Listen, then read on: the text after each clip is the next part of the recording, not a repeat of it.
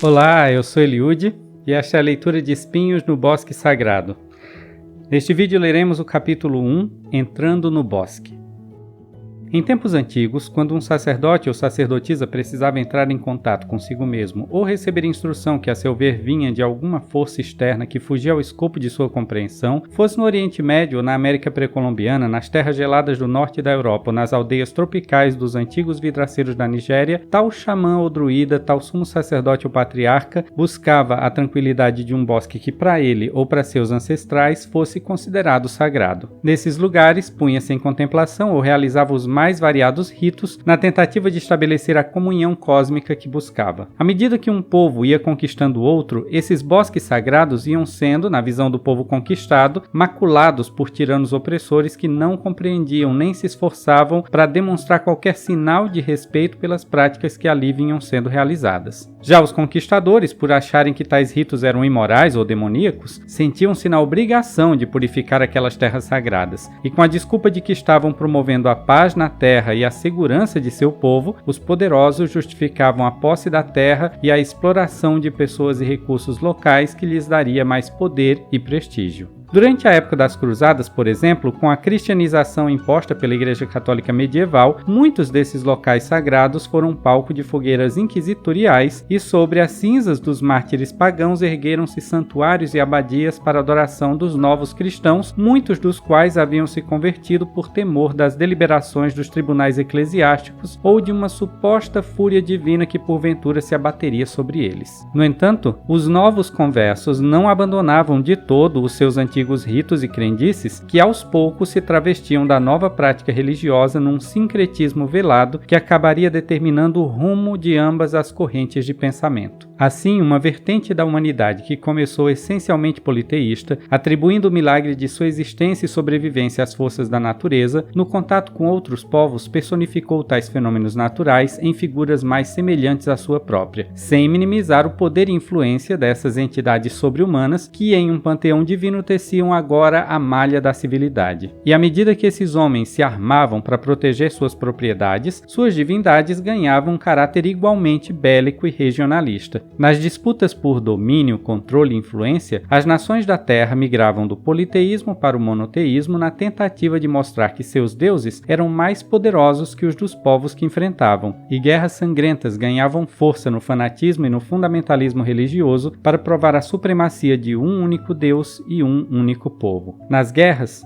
ambos os lados pensam estar certos, de modo que cada soldado acredita estar defendendo o bem comum, quer ele esteja de um lado ou do outro no campo de batalha. Esta visão limitada do conflito faz com que, a seu ver, o lado oposto passe a ser a personificação do mal. É como se tal soldado perdesse a habilidade de enxergar em cores e passasse a ver o mundo em somente duas: a cor que lhe agrada e a cor que precisa ser eliminada. O dualismo ou maniqueísmo se impregnou nas religiões monoteístas de tal forma que tudo o que foge ao escopo de seu entendimento passa a ser uma ameaça, que, como qualquer praga, deve ser contida antes que consuma as árvores do bosque. E na tentativa de sufocarem o que a seu ver são pestes e ervas daninhas, muitas mudas frágeis têm sido arrancadas pela raiz e muitas árvores frutíferas sufocadas até que murchem. O homem acostumou-se tanto ao derramamento de sangue que, mesmo que todo bosque outeiro fosse ocupado pela palavra de seu poder,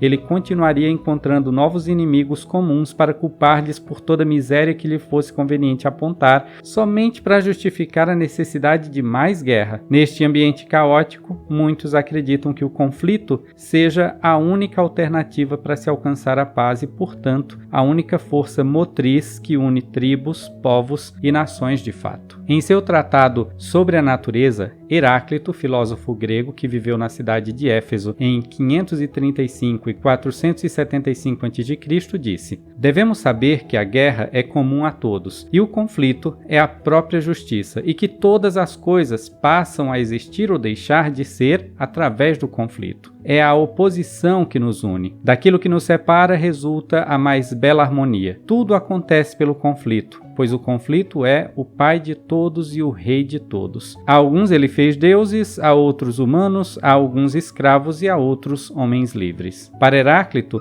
ninguém sai ileso de um conflito. Ideias divergentes se chocam, provocando crise. A crise promove a mudança que afeta a todos os que disputam, tornando-os cada vez mais semelhantes uns aos outros, ainda que nem sempre de maneira positiva. O oprimido é sufocado pela intolerância e preconceito do opressor e sonha com a liberdade, e por acreditar que tal sonho é possível, luta e conquista a almejada condição, e com ela vem o poder. Sem perceber, não tarda a reproduzir os padrões de comportamento de quem antes o oprimia, agindo com igual intolerância e preconceito no modo como trata aqueles para quem a liberdade e a oportunidade ainda são um sonho distante. Sobre a volubilidade dos homens e dos seus conceitos morais, registrou-se: o rio, pois, não é o mesmo quando se entra nele duas vezes, de acordo com Heráclito. Nem tampouco a substância mortal duas vezes se engana quanto ao que lhe cabe. Pelo contrário, rápida e precisa se transforma, se espalha e se junta, avança e recua. A própria justiça é fluida como o curso de um rio. Platão, um outro filósofo grego que viveu em Atenas pouco mais de um século depois de Heráclito, declarou: cada governo estabelece as leis de acordo com a sua conveniência. A democracia, leis democráticas; a aristocracia, leis aristocráticas; a tirania, leis tirânicas, e estas leis, uma vez promulgadas, fazem saber que é justo para os governos aquilo que lhes convém. Há um só modelo de justiça em todos os estados, o que convém aos poderes constituídos. E como estes é que detêm o poder, a única conclusão razoável é que há somente um princípio de justiça em toda a parte, que é o interesse do mais forte. E quando o mais forte pensa estar agindo em nome de alguma divindade sobre-humana, pois, novamente citando Heráclito, todas as leis humanas se alimentam da lei divina, quem poderá questionar sua visão de mundo? Seja na vida pública ou privada, no âmbito da espiritualidade, política ou sexualidade, sempre haverá tiranos em potencial. Ter conhecimento, demonstrar força, ser investido de autoridade ou investir nela, permite o controle de quaisquer dessas esferas do poder. Mas o mau exercício deste controle leva à coerção, que destrói as liberdades individuais e enche de espinhos um bosque que deveria ser seguro e sagrado. Os bosques são, portanto, as instituições públicas ou privadas das quais tomamos parte no decurso de nossos dias e que deveriam existir para nos dar identidade, aceitação e segurança, sendo a instituição do indivíduo a mais sagrada dentre elas. No entanto, a própria individualidade é composta de forças conflitantes que cooperam e disputam em diferentes esferas pelo controle da constituição e das ações do indivíduo. Na esfera bioquímica, temos um código de leis compostas por 4 cadeias de bases nitrogenadas que, pelo modo como se relacionam umas com as outras e se organizam, determinam as características físicas e psicológicas daquele organismo completo e único que, em sua interação com o universo ao seu redor e sua leitura de outros códigos igualmente exclusivos, decide como tais leis serão aplicadas e que rumo elas darão na formação de sua identidade. Na esfera psicossocial, razão e emoção disputam pelo controle das importantes decisões que determinarão o sucesso ou fracasso deste indivíduo, de modo que a disputa pelo poder já nos acompanha by default. Assim como nossa identidade natural já é predeterminada pelo tipo de relacionamento que aquelas cadeias de bases nitrogenadas decidem desenvolver entre si, no âmbito social o que nos define é o modo como nos relacionamos uns com os outros. A família é nossa instituição social mais básica e o modo como administramos as relações de poder e subserviência dentro de seus limites determinam nossa atitude diante de outras instituições mais complexas, como a igreja, a escola, o trabalho e o Estado, nas quais uns demonstram ter maior influência sobre os outros e uns tantos se rebelam de tempos em tempos, gerando conflitos que movem a sociedade. Na disputa pelo poder, aprendemos que somos mais fortes quando recebemos apoio, e nosso mundo vai se expandindo para além dos nossos limites. Possivelmente por isso, muitos líderes religiosos associam-se a líderes políticos ou assumem para si mesmos tal poder e autoridade, fazendo uso de doutrinas e dogmas para colocarem cabrestos na sociedade, estabelecendo princípios de moralidade e convívio que, a seu ver, darão alguma direção ao potencial interativo dos indivíduos, mas que, na verdade, são apenas pretextos para salvaguardarem a extensão de seu poder e influência sobre os demais. Por ter percebido todo o mal já causado à humanidade afinidade por este aspecto imperialista da religião, muitas pessoas acham que todo conceito ou teoria deveria passar pelo filtro do método científico para ser minimamente crível, de modo que este método há muito tem sido considerado como a única maneira aceitável e imparcial de interpretar qualquer aspecto da assim chamada realidade. No entanto, embora a ciência procure compreender a natureza daquilo que se preocupa em estudar e a semelhança dos oráculos do passado faça predições sobre o futuro baseadas em sua observação minuciosa do objeto de suas pesquisas, ela não controla o bom ou mau uso que se pode fazer de suas descobertas, de modo que ideologias, interesses políticos e a própria religião acabam exercendo grande influência na agenda científica e no destino que se dará à conclusão de seus estudos. Um cientista ama a ciência e, por amá-la, entende suas limitações e contenta-se em ser dirigido pela dúvida. Um leigo apaixonado pela ciência, no entanto, pode ser tão zelote quanto um religioso mais fanático, pois a crença, a ideologia, o partidarismo e o fanatismo limitam nossa compreensão da realidade e minam a comunicação. Se uma crença ou ideologia pouco aberta ao diálogo encontra na ciência alguma evidência que valide seus pontos de vista e seja de algum modo apoiada pelo poder constituído, ganha ares de fundamentalismo, forçando sua visão de mundo a quem não compartilha dela. Por reconhecerem os danos causados por esta prática, muitos acham que religiões ortodoxas e partidos autocratas podem ser muito perigosos quando levados tão a sério, o que justifica a existência de tantos religiosos não praticantes ou cidadãos alheios à política. Eles acham que o debate religioso ou partidário só causa confusão e discórdia e preferem manter-se neutros para preservarem relações sociais que consideram muito mais importantes. Se já possuem alguma crença ou partido, eles não os questionam nem tampouco se expõem a ideias que possam colocar em xeque a sua formação ideológica. A despeito do que acreditam ou não, muitos simplesmente preferem usar seu tempo fazendo algo que, a seu ver, seja mais prático ou concreto. Há ainda quem pense que o debate sobre moralidade, religiosidade ou espiritualidade é, na verdade, um discurso ou palestra onde só eles podem ter a palavra. E se o oponente se atreve a expor seus pontos de vista, sequer se dão ao trabalho de ouvir, pois já estão pensando nos próximos argumentos que usarão a fim de se provarem certos. Se não forem rebatidos com novos contra-argumentos da outra parte, sentem que venceram o debate e dão-se por satisfeitos, como se a verdade pudesse ser decidida no cabo de guerra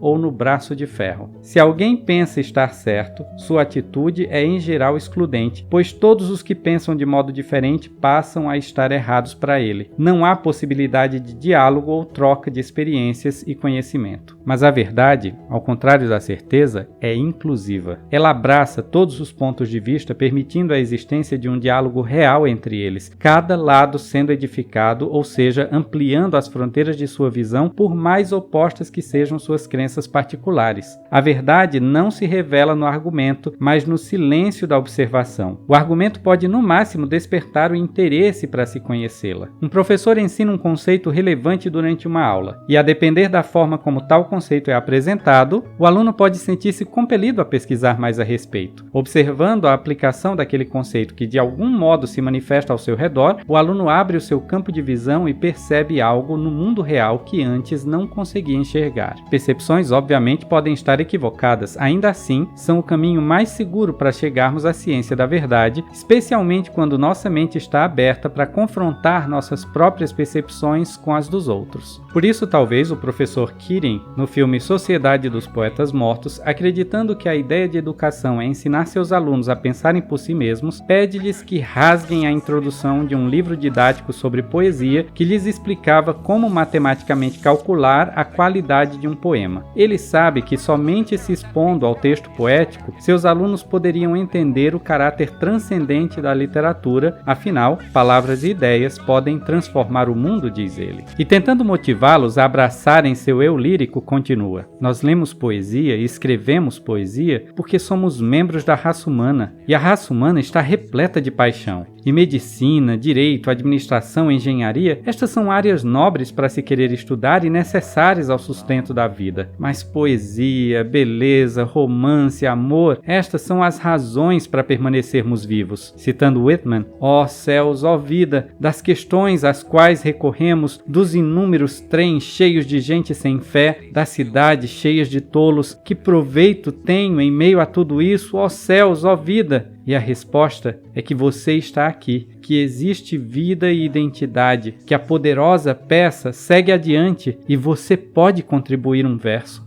Qual será o seu verso? Parece simples a verdade que ele está tentando comunicar a seus alunos. Ainda assim, nem todos estavam preparados para entendê-la. Uma preparação que só seria possível se eles mudassem sua perspectiva sobre o assunto. Kirin sobe então em sua mesa e pede aos demais que façam o mesmo, a fim de enxergarem a sala de aula de um ponto de vista mais elevado, o mesmo olhar que ele espera que seus alunos tenham quanto ao mundo que os cerca. Numa crítica ao modo tradicional de ensino, ele lhes mostra que seu novo ponto de vista não exclui o antigo, afinal, eles continuam na mesma sala de aula, mas sua posição agora lhes permite ver coisas que antes não conseguiam enxergar claramente. Posteriormente, esses alunos decidem reunir-se numa caverna em um bosque ali perto, para lerem e criarem poesia e discorrerem sobre os desafios da vida e sua percepção da realidade após experimentarem essa expansão de seus pontos de vista, daí o nome do filme. No livro de poesias que regia o cerimonial de abertura das reuniões da Sociedade dos Poetas Mortos, lia-se: "Eu fui para o bosque porque queria viver de propósito. Queria viver de uma maneira profunda e chupar o tutano da vida, deixando de lado tudo o que não fosse vida, para que vindo a morrer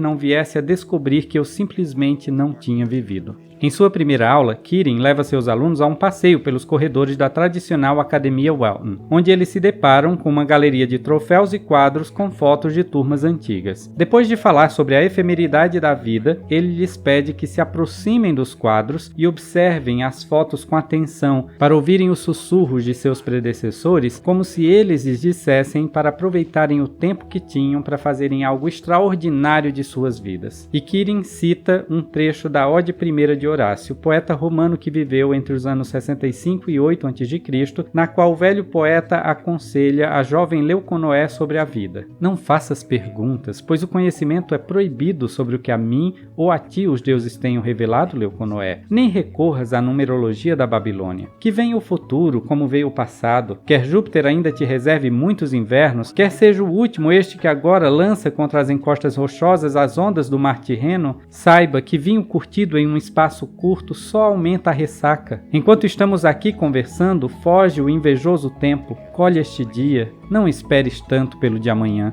Horácio instrui Leuconoé, cujo nome significa alma pura ou mente branca, a não ficar desperdiçando o tempo de sua vida, pois o futuro é expectativa e o passado é melancolia, e nenhuma nem a outra são boas professoras. Ao invés de ficar ali bebendo com ele e lamentando o passado ou fazendo planos para o futuro, ele lhe diz que simplesmente viva a sua vida e colha os frutos que o dia lhe permitir colher. Para reforçar este conceito, o professor Kirin diz em um outro momento a seus alunos: "Vocês precisam se esforçar para encontrar sua própria voz, porque quanto mais esperarem para buscá-la, mais dificuldade terão para encontrá-la de fato." Thoreau disse: "A maioria dos homens leva uma vida de desespero silencioso. Não se permitam enredar nessa situação." E enfatizando o pouco tempo que eles tinham para encontrarem sua própria voz, ele pede que um dos alunos leia para a classe um poema de Robert Herrick intitulado "Para que as virgens aproveitem bem o seu tempo." "Colhei as rosas enquanto podeis. O velho tempo ainda está correndo, e esta mesma rosa que ora sorrindo vês amanhã de certo estará morrendo.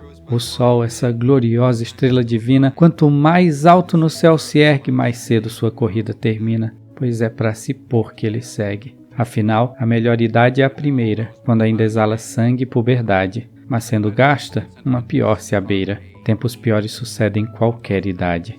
O presente é, portanto, o único tempo que não nos abandona e o único no qual podemos, de fato, agir e existir. Todas as nossas reflexões e decisões acabam sendo somente úteis e relevantes se aplicadas no momento presente. O bosque sagrado das instituições é uma fuga do presente. É um refúgio muitas vezes necessário. Quer estejamos nele isolados ou acompanhados, continua sendo um refúgio. Os alunos do professor Kirin, as bruxas da Inquisição, os sacerdotes e sacerdotisas do passado, os xamãs e druidas, todos buscavam na tranquilidade do bosque um caminho para a lucidez que não encontravam na torrente cotidiana. No entanto, é importante lembrar que o tempo continuará correndo além dos limites desse refúgio. Por mais antagônicos que possam parecer os ritos e os dogmas realizados em diferentes bosques, há sempre a possibilidade de se construir pontes e não trincheiras entre eles. Mas a ponte mais importante que haveremos de ali construir talvez seja a ponte para a vida que corre ao lado do tempo,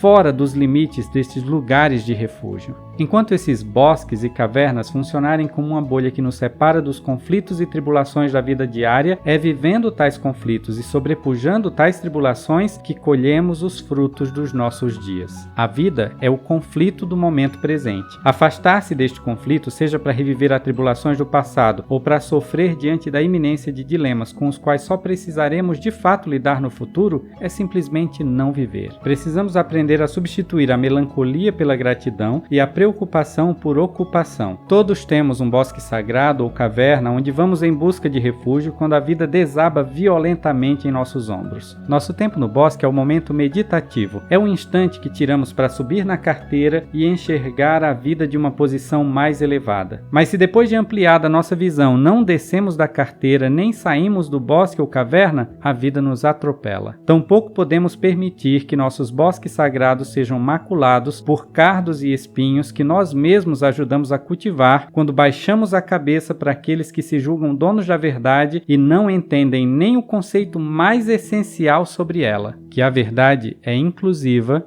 e libertadora.